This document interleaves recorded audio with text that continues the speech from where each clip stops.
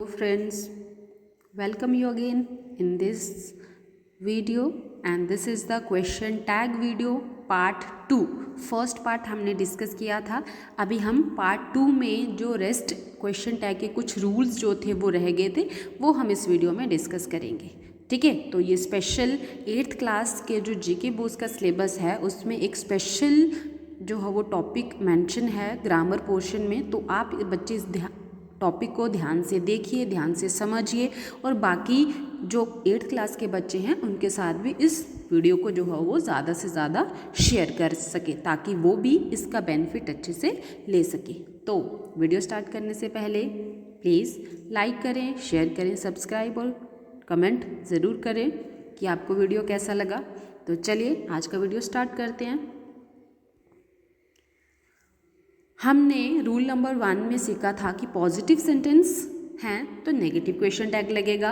Rule 2 में हमने ये समझा कि अगर सेंटेंस नेगेटिव है तो क्वेश्चन टैग पॉजिटिव होगा। रूल 3 में हमने ये सीखा था कि जो सेंटेंस सजेशन या प्रपोजल शो करते हैं it means that sentence starts with let us, तो वहाँ पे हम शैल वी क्वेश्चन टैग लगाते हैं।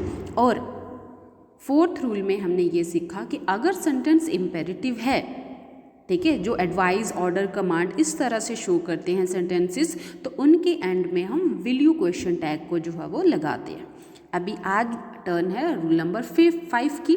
तो रूल नंबर 5 में क्या है, दो sentence starts with I am, the question tag is aren't I because am I not is not written as amn't I, it is written as aren't I. ठीक है, rule number 5 में क्या है कि अगर सेंटेंस आई एम से start है तो उसका क्वेश्चन टैग आरंट आई होता है। वो क्यों? क्योंकि एम आई नॉट को हम एमंट आई इस तरह से शॉर्ट फॉर्म में नहीं लिखते हैं। तो इसीलिए क्या है कि ऐसे सेंटेंसेस में जो सेंटेंस आई एम से स्टार्ट हैं उनका क्वेश्चन टैग आरंट आई लिखा जाता है, ना कि एमंट आई। ओके, उसके बाद रूल नंबर 6 जो है वो ये कहता है कि हाँ, in case the sentence starts with I am not the question tag is am I. अब वो कहते, एक तो हमने ये सीखा कि अगर आई एम है तो क्या लगाना है, तो हम आरंट आई लगाएंगे क्योंकि हमने ये सीखा था पहले कि पॉजिटिव सेंटेंस है तो नेगेटिव क्वेश्चन टैग लगेगा। तो नेगेटिव के लिए हमें नॉट का इस्तेमाल करना है। तो एमंट जो है वो ऐसी A M N apostrophe T इस तरह से उसकी शॉर्ट फॉर्म नहीं बनती है, तो उसको शॉर्ट में कैसे लिखा जाता है, आरंट आई लिखा जाता है। तो वो रीज़न था। लेकिन अगर किसी केस में आई एम नॉट है, ओके, तो क्वेश्चन टैग हमारा एम आई होगा क्योंकि इसका क्वेश्चन टैग तो हमें पॉजिटिव लगाना है, नेगेटिव नहीं लगाना। ठीक है, I am not working in this company, am I am not playing, am I. Okay, rule number 7 ये आपको बहुत ध्यान से समझना है क्योंकि ये बहुत सारे बच्चों को कंफ्यूज करता है। तो please you have to just इसको अच्छे से देखना है एंड अच्छे से समझना है और इस कंसेप्ट को अपने दिमाग में हमेशा रखना है। ओके, तो ऐसे केसेस में क्या होता है कि there is no auxiliary verb in the sentence, then do, does, did is used in the question tag as helping verb. इस रूल में क्या है कि किसी केस में मतलब कुछ ऐसे सेंटेंसेस हैं जो पॉजिटिव सेंटेंसेस होते हैं स्पेशली, उनमें ऑक्सिलरी वर्ब शो नहीं किया जाता। कुछ ऐसे सेंटेंसेस जैसे कि प्रेजेंट सिंपल और पास्ट सिंपल में आपको ऐसे सेंटेंसेस मिलेंगे पॉजिटिव फॉर्म में, ठीक है, एफर्मेटिव फॉर्म में। तो वहाँ पे क्वेश्चन क्या होता है कि ऑक्सिलरी वर्ब यानी कि हेल्पिंग वर्ब मेंशन नहीं होती है, लेकिन वो ऐसे केसेस में पॉजिटिव सेंटेंसेस में हाइड होती है।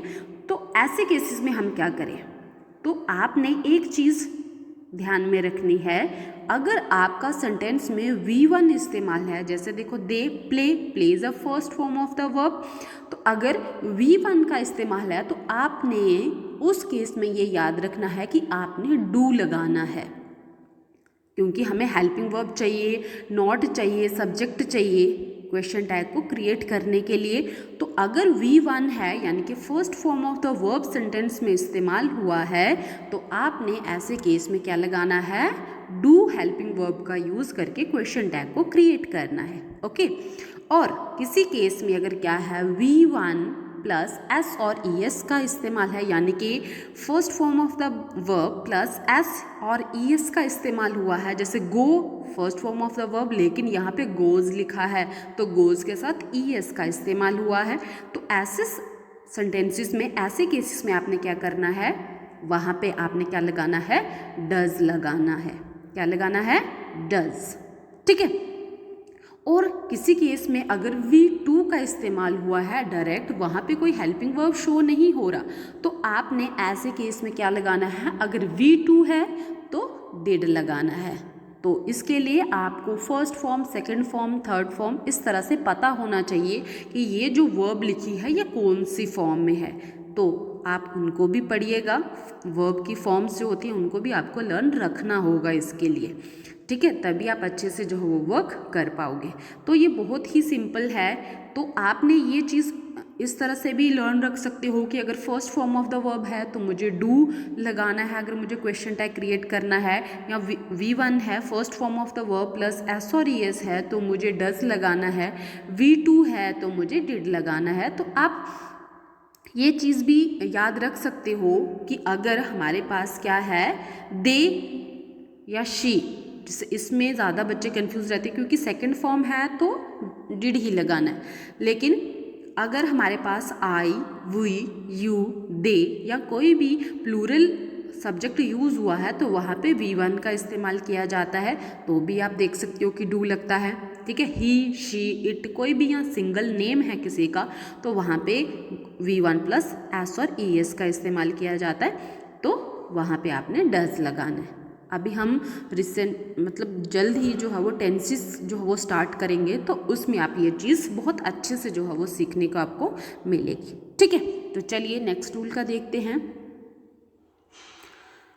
अब एक और आपने ये ध्यान रखना है कि जो क्वेश्चन टैग है ये कभी भी कैपिटल लेटर से स्टार्ट नहीं होता। आप देखो कोई भी क्वेश्चन टैग, कहीं भी मैंने क्वेश्चन टैग अगर लगाया है, ठीक है, तो कहीं भी वो कैपिटल लेटर से स्टार्ट नहीं है। ठीक है, तो ये चीज़ आपने जो है वो ध्यान में रखनी है कि जब भी क्वेश्चन टैग लगाओगे तो आपने हमेशा उसको क्या करना है, कैपिटल लेटर से स्टार्ट नहीं करना है। तो ये चीज़ भी आपने ध्यान में रखनी है। ये छोटी छोटी चीज़ें आप ध्यान में रखोगे तभी आप अच्छे मार्क्स जो है वो ले पाओगे। ठीक है, अच्छे से समझ पाओगे। तो क्वेश्चन टैग कभी भी जो है वो कैपिटल लेटर से स्टार्ट नहीं होता। देखो आर यू लिखा है तो ए स्मॉल है, डोंट दे लिखा हुआ है तो डी स्मॉल है। अभी नेक्स्ट रूल क्या कहता है, इस चीज़ का भी थोड़ा सा ध्यान रखिएगा please. Subject of a question tag can never be noun.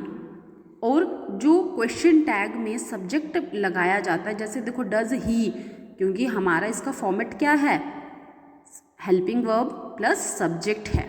ठीक है, तो जो सब्जेक्ट होता है वो कभी भी नाउन नहीं लिखा जाता, उसको ऑलवेज जो है वो हमेशा हमें प्रनाउन में ही लिखना पड़ता है। तो ये चीज़ आप ध्यान रखना कि अगर कोई मेल जेंडर नेम यूज़ हुआ जैसे राम, श्याम, ठीक है, रवि, सोहन, मोहन, तो इस तरह से कोई नाम है तो आपने वहाँ पे ही लगाना है, क्योंकि वो मेल जेंडर नेम शो कर रहा है तो ही लगाना है। अगर कोई फीमेल जेंडर नेम है जैसे सिया, रिया, सीता, गीता, मीता, नीता, तो ये क्या हैं, फीमेल जेंडर नेम होते हैं, तो आपने वहाँ पे शी लगाना है। आपको ये नेम से ही पता चल जाएगा। आप ये तो अपने सराउंडिंग में भी चीज़ें नोट करते हो कि गर्ल्स के कैसे नाम होते हैं, बॉयज़ के कैसे नाम होते हैं, मतलब मेल या फीमेल नेम कैसे होते हैं। ठीक है, तो ये चीज़ आपने लगानी है। और इन केस अगर कोई नॉन लिविंग थिंग का नेम है, कोई एनिमल्स या बर्ड का नेम है, तो आपने उस प्लेस पे क्या लगाना है, इट लगाना। अब देखो द स्टोरी है, वॉज वेरी इंटरेस्टिंग, स्टोरी एक है और वॉज लगा है, वेरी इंटरेस्टिंग, तो वॉज नॉट।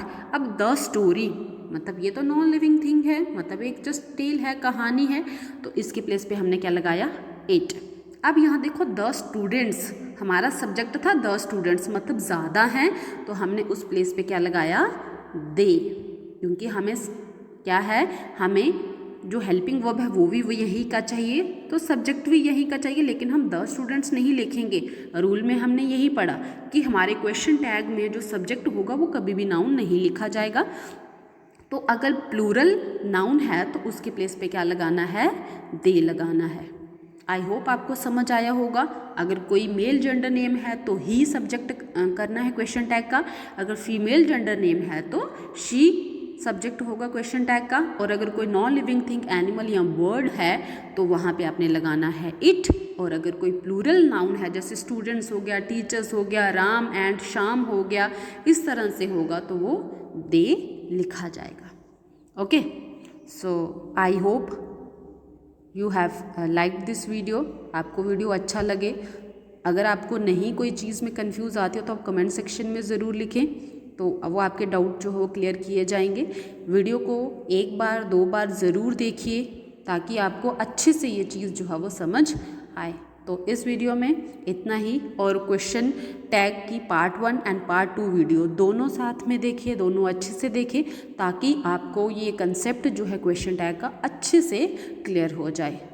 और मैं ये आशा करती हूँ कि अगर आप इन दोनों वीडियोस को अच्छे से देखते हो, समझते हो और पेन डाउन भी अगर करते हो तो आई थिंक कि आपको कोई भी प्रॉब्लम जो हो इसमें नहीं आने वाली। क्वेश्चन टैग बहुत ही अच्छे तरीके से विद नोट्स मैंने आपके साथ ये शेयर किया है, तो इस दोनों वीडियो को जो हो वो अच्छे से ज़रूर देखें और अपनी नोटबुक पे नोट करें, समझें और अपने दिमाग में ये कंसेप्ट रखें और दूसरों को भी ये जो है वो बताएं। आज के लिए इतना ही। Thank you, thanks for watching this video.